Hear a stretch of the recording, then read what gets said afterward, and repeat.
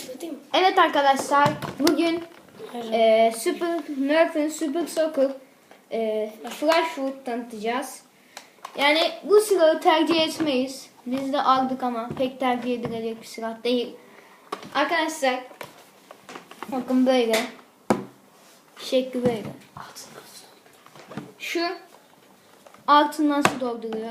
Böyle kapakları açılmıyor. Çevirerek bakın böyle şöyle çeviriyorsunuz. Öyle açılıyor. Ya çok az bir deposu var. O yüzden tercih etmiyoruz. Böyle şu yedek depo yeri. Yedek depo yerine ilk başta sıkmanız tercih edilmez. Zaten yedek depo yeri böyle bir, şöyle iki sıkışta gider. Böyle böyle sıkılıyor. Savaşlarda pek kullanılmaz. Evet, biz tercih etmiyoruz. Şekli böyle. Şu yedek deposu zaten söylemiştim. Çekme kolu böyle. Evet.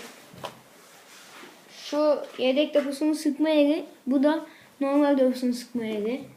650 mililitre mi falan.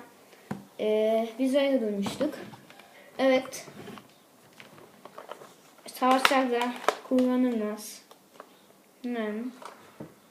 Tekrar atıyor herhalde. Tekrar atıyor. Evet.